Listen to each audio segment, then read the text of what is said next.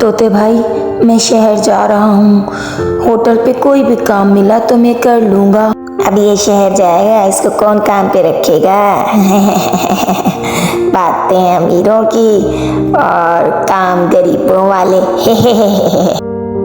वो शहर में कैंटीन पे काम स्टार्ट कर देता है, जहाँ वो चाय और कॉफ़ी बनाता भी है और कस्टमर्स को पेश भी करता है। वहाँ बहुत सारे कस्टमर्स आते थे और उसकी सर्विस से बहुत ज़्यादा मुतासिर होते थे। गांव के 2 परिंदे भी आते और उसका मजाक उड़ाते। वो दिल ही दिल में सोचता कि काश मैं एक दिन बड़ा आदमी बन जाऊं।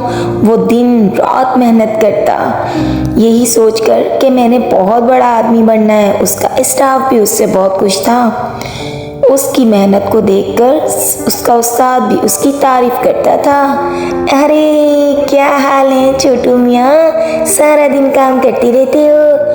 अंकल, काम नहीं करूँगा तो बड़ा आदमी कैसे बनूँगा? ये बात तो है, मेहनत में अजमत है।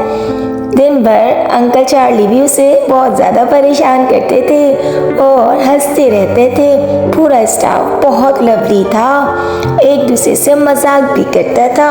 अंकल चार्ली, आप तो खामोश ही रहा करो, मुझे तो आपकी बातें बहुत फनी लगती हैं। हा बेटा, मजाक नहीं करेंगे तो दिन कैसे गुजरेगा। कैंटीन में बहुत सारे कस्टमर आते थे क्योंकि इस कैंटीन की कॉफी और चाय बहुत मशहूर थी, और साथ में चार्ली अंकल भी। अरे कस्टमरों, क्या हाल है? बच्चे सब ठीक हैं? आया करो, चाय पिया करो, कॉफी पिया करो। हम तो यहाँ बैठे आपकी खिदमत के लिए हैं। पैसे दो ना दो तुम्हारी मर्जी।